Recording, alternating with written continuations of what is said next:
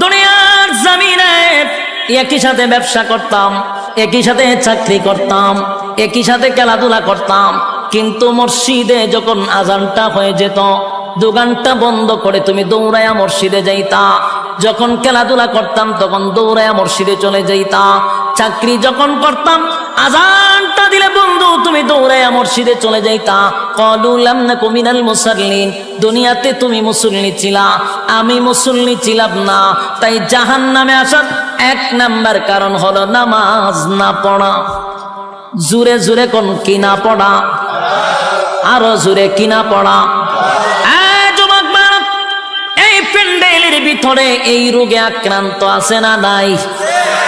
যে এখন প্যান্ডেল থেকে উঠটা দাঁড়াইব সবাই বুঝবেন এই খামলা। কথা কথা কইনা দি, কারণ এখন আর সময় মাত্র 10-15 মিনিট, এর ভিতরে যদি কেউ উঠে বুঝবেন এই খামলা। আবার যদি পেশাবে ধরে তুলে একটা আঙ্গুল দেখায় বলে আমি এই খামলা যাইতেছি, বিরক্ত হইতেছেন? সাইরা দিতাম, সাইরা দিলে আমার ডাবল সুবিধা। আমি খুব ক্লান্ত, অনেক দূর থেকে আইছি, 800-900 কিলোমিটার দৌড়ে এগেন আসছে, বেজার হইতেছে। এক নম্বর জান্নাতীরা বলবে, জাহান্নামীরা জান্নাতীদের কাছে বলবে, ক্বালু লাম নাকু মিনাল মুসাল্লিন, ও জান্নাতীরা দুনিয়াতে আমি মুসল্লি ছিলাম না, তুমি মুসল্লি ছিলা তাই তো তুমি জান্নাতি, আমি মুসল্লি ছিলাম না তাই তো জাহান্নামী।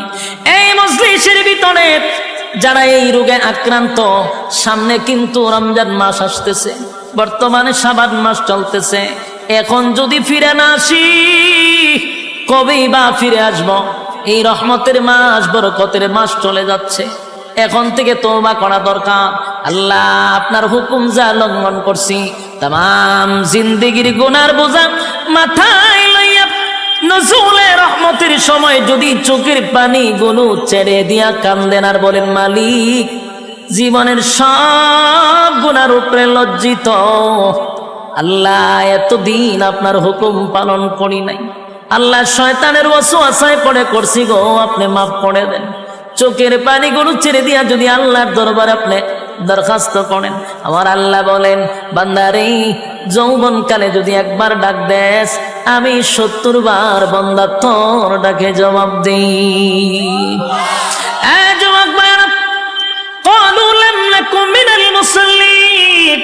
যারা দুনিয়ার জমিনে মুসল্লি ছিল না তারাই তো জাহান্নামী, এক নম্বরে জাহান্নামে যাওয়ার কারণ। আল্লাহর নবী বলেন, উম্মতেরানি হাশরের মাঠে যদি হিসাব হয়, আউয়ালু মা ইউহাসাবু বিহিল আবদু ইয়াউমাল কিয়ামাতিস সালাহ, কিয়ামতের ময়দানে সর্বপ্রথম হিসাবটা হবে নামাজের। বলুন কিসের? এক নম্বর হিসাব হবে নামাজ। অথচ আমাদের সমাজের মানুষ নামাজটাকে বড় অবহেলা করে, নামাজ পড়ে না, হেলায় আর কেলায়। জিগাইল, হুজুর আমার ফ্যান বালা কি হয়, ফ্যান বালা, হুজুর আমার সময় নাই, আমি খুব ব্যস্ত। আল্লাহ বলবে, বান্দারে সময়ের মালিক তো আমি, রাইতে দিনে 24 ঘন্টা সময় তো আমি দিছি, আমার দেওয়া সময় কেন আমারে দিলি না? মন গড়া জিন্দেগি কেন চালাইলি? আমার দেওয়া সময় কেন আমারে দিলি না? ইমাম সাহেব মাদ্রাসার মুহতামিম যদি বলে আসেন না নামাজে যাই, উত্তর দেয় হুজুর সময় নাই। যেই লোকটা বলছে হুজুর সময় নাই, এই লোকটা দেখবেন বন্ধুদের আড্ডায় সময়ের অভাব নাই, চাকরিতে সময় আছে, ব্যবসাতে সময় আছে, বউ বাচ্চারে সময় আছে, বন্ধুদের আড্ডায় সময় আছে, বিপিএল খেলায় সময় আছে, আইপিএল খেলায় সময় আছে, বিশ্বকাপ খেলায় সময় আছে, ফেসবুক শরীফের সময় আছে, ইউটিউবের সময় আছে, সময় নাই শুধু আল্লাহর বেলা। আল্লাহ বলে, বাংলা শুন, আমার দেওয়ার সময় আমার দিলি না,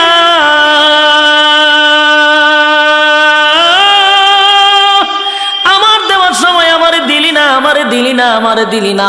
এক নাম্বার কারণ হবে জাহান্নাম। ক্বালু লাম নাকু মিনাল মুসাল্লিন, জাহান্নামীরা চিৎকার দিয়া বলবে ও জান্নাতীরা, জাহান্নামে আসার এক নাম্বার কারণ হলো ক্বালু লাম নাকু মিনাল মুসাল্লিন, তোমরা মুসল্লি ছিলা, আমরা দুনিয়ার জমিনে মুসল্লি ছিলাম না, তাই তো জাহান্নামে আসছি।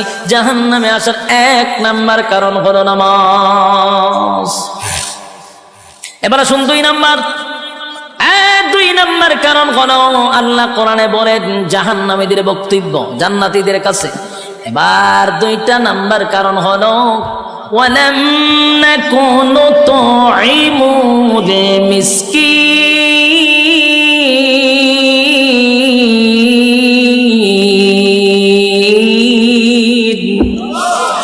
দুই নাম্বার কারণ হলো ওয়ালাম নাকুনু তুইমুল মিসকিন।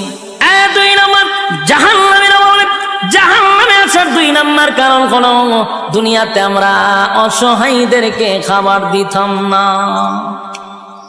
বলুন এমন লোক আছে না নাই?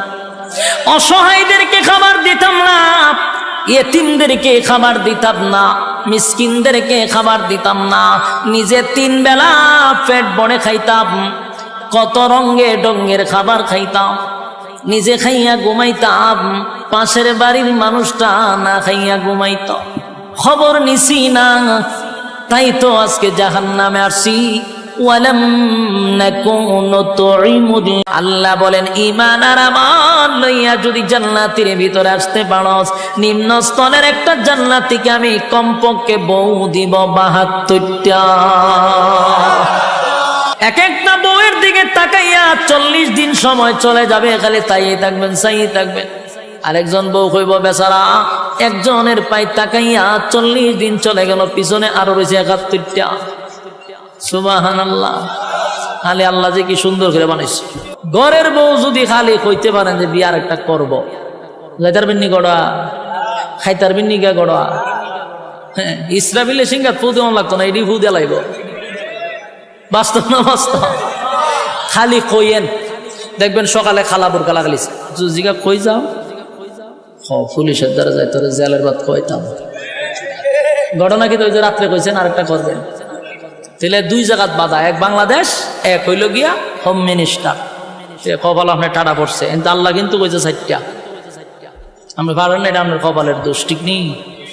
আল্লাহ বলেন আমি জানি বললা একটা বিয়া করার পর মানুষ আর একটা করতে চায় রে, কিন্তু পারে না, আফসোস থেকে যায়। কথা কই না দি? এটার জায়গা, এটার নাম হলো দুনিয়া আফসোসের জায়গা। মনে মনে আফসোস করতে করতে করতে 70 বছর হয়ে গেছে না, আফসোসের জায়গা থেকে গেল আফসোস আফসোস আফসোস আফসোস, দুনিয়া আফসোসের জায়গা। আল্লাহ বলেন ঈমান আর আমল লইয়া যদি জান্নাতের ভিতরে আসতে পারস, নিম্ন স্তরের একটা জান্নাতীকে আমি কমপক্ষে বউ দিব 72টা।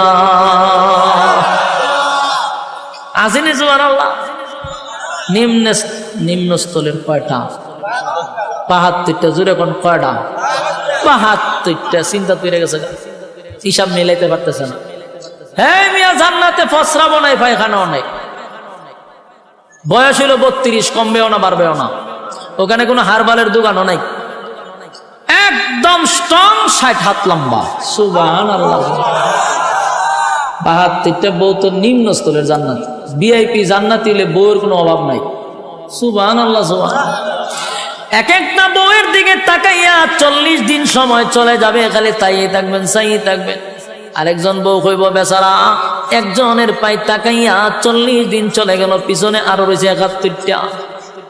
সুবহানাল্লাহ, খালি আল্লাহ যে কি সুন্দর করে বানাইছে। তাহলে কয়টা গেল?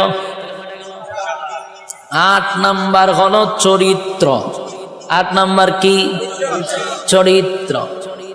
দুনিয়াতে কি সবার চরিত্র একরকম? 8 নাম্বার চরিত্র। আল্লাহ বলেন চরিত্র যদি বালা না হয় জান্নাতের ভিতরে গন্ডগোল লাগবো নি? এখন যে চরিত্র আছে আমরা এই চরিত্র লয়ে জান্নাতে হলে ঢোকা, তখন যারা দুর্ঘটনা ঘটালে বা আরেকজনের হুরু গিল মানে না দরজা লাগালিব, মা আমরা চরিত্র খারাপ, তখন ঠিক নেই। আল্লাহ এই চরিত্র চেঞ্জ করতে হবে। কি চরিত্র? আল্লাহ কোরআনে বলেন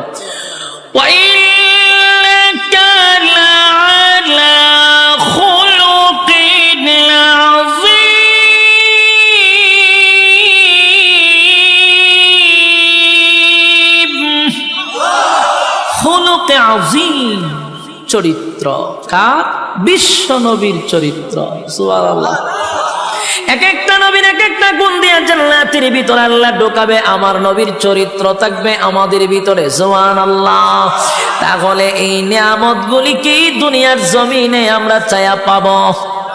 জোরে কইনা। কেউ যদি দোয়া করে কোনোদিন এই নিয়ামত পাবো না।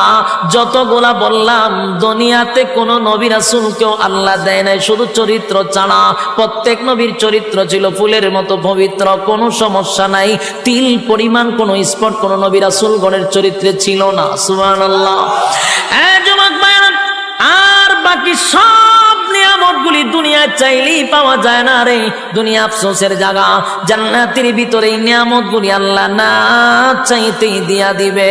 জোরে কোন সুবহান। জান্নাতের ভিতরে ঢুইকা গুড়ে গুড়ে গুড়ে গুড়ে নিয়ামতগুলা ভোগ করতে থাকবে অনন্তকালের জন্য। আল্লাহ রাজত্ব দিছে। আল্লাহ যারে জান্নাতে ঢুকায় আর কোনোদিন বাহির করে না। জান্নাত পাইয়া জান্নাতীরা বড় খুশি। আল্লাহ একদিন জিগায়, বান্দা রে জান্নাত তো পাইলি, জান্নাত তো পাইলি, যা ওয়াদা করছিলাম তা কি বান্দা পাইছ? জান্নাতীরা বলেন, মালিক দুনিয়ার জমিনে আপনি আমাদেরকে যেভাবে বলছিলেন কোরআনে পাইছি 3 ভাগের 1 ভাগ, জুরানে আপনি 2 ভাগের আলোচনা করছেন। জান্নাতে আমরা আয়েশা দেখি 97 গুণ আমাদেরকে বেশি দিছে।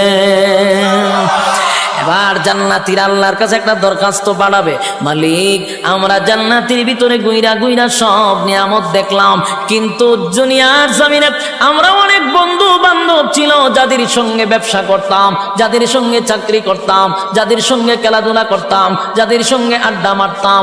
আমি জান্নাত পাইলাম কিন্তু আমার বন্ধুরে গোটা জান্নাত বললাম পাইলাম না। আল্লাহ বলে, বান্দারে আরামে আছো ঠিক নই তাহা। আরেকজনের খবর লস আল্লাহ কই জাহান্নাম, কই আমি একটু দেখতাম। আল্লাহ কই আরামে আসো ইডার তাক, সুখে থাকলে ফুকে গেলে না। আসো জান্নাতে জাহান্নামীরে দেখতে গেলে মনটা চাইছে। আল্লাহ এটা সম্ভব না। আপনারা কইছেন জান্নাতীরা যা চাইবে তা দিব। কইছিলাম নি? বলে হ্যাঁ, দেহানি দরকার। দরখাস্ত মঞ্জুর হয়ে গেছে। সুবহানাল্লাহ। আল্লাহ বলেন, ফি জান্নাতিন ইয়াতাসাআলুন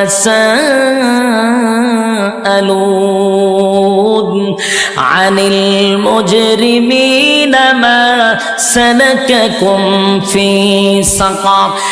ফি জান্নাতি ইয়াতাসাআলুন আনিল মুজরিমিনা মা সালাকাকুম ফি সাকার। ফি জান্নাতি ইয়াতাসাআলুন, জান্নাতি আর জাহান্নামীরা দুইজনের মধ্যে আল্লাহ একটা দেখা করানোর সুযোগ করে দিবে, টকশো করে দিবে। জান্নাতি আর জাহান্নামীরা সাকার নামক জাহান্নামীদের সঙ্গে কথা বলতে চাইবে, আল্লাহ ব্যবস্থাও করে দিবে। সুবহানাল্লাহ। জান্নাতীরা জাহান্নামীদের সঙ্গে যখন সাক্ষাৎ হয়ে যাবে, জান্নাতীরা জাহান্নামীদের উদ্দেশ্যে একটা বক্তব্য দিবে। ও জাহান্নামীরা, ঘটনা কি? একই সাথে ব্যবসা করতাম রূপসীতে, একই সাথে ব্যবসা করতাম, একই সাথে চাকরি করতাম, একই সাথে খেলাধুলা করতাম। আমি তো জান্নাত পাইছি রে, আমারে আল্লাহ অনন্তকালের জন্য জান্নাত দিন, আর আরামায়েশের কোনো অভাব নাই। তুমি কেন জাহান্নামের আগুনে জ্বলো? জাহান্নামীরা জান্নাতীদের বক্তব্য শুই না জাহান্নামে আসার প্রধান 4টা কারণ বর্ণনা করবে। জুড়ে কোন কয়টা? আরো জোরে সবাই মিলে একসাথে ইয়াদ আসেনি 4টা। প্রথম শুরুতেই বলছিলাম 4টা কর্মসূচি আছে, আপনারা কি ইয়াদ আছে? আলোচনার শুরুতেই বলছি 4টা কর্মসূচি আছে। এই হলো 4 কর্মসূচি, বুঝবেন ওয়াজ খুব শেষ। দিলের কান লাগায় শুনেন, 4টা কর্মসূচি, 4টা কর্মসূচি। জাহান্নামীরা জান্নাতীদের কথাগুলি শুই না, উল্টা বক্তব্য দিয়া বলবে, বন্ধু জাহান্নামে আসার প্রধান কারণ হলো 4টা। জোরে কোন কয়টা? আপনারা যারা এখানে বসা, যারা ইমানদার মুমিন, 4টা কারণ না শুই না তো বাড়ির যাওয়ায় গেলেও ঘুমে ধরবে না। হ্যাঁ কথা বল না, 4 কারণ না শুই না ঘুমে ধরবে না। কারণ জাহান্নামীরা বক্তব্য দিছে আমরা 4টা কারণে জাহান্নামে আসছি রে।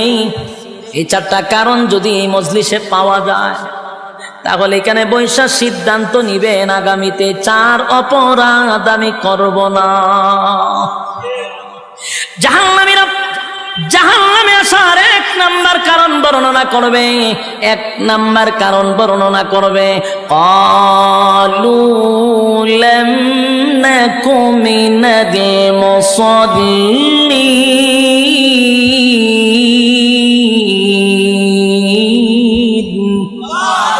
জাহান্নামীরা জাহান্নামে আসার 4টা কারণের মধ্যে 1 নাম্বার কারণ হলো ক্বালু লাম নাকু মিনাল মুসাল্লিন। ও জান্নাতীরা, জাহান্নামে আসার 1 নাম্বার কারণ হলো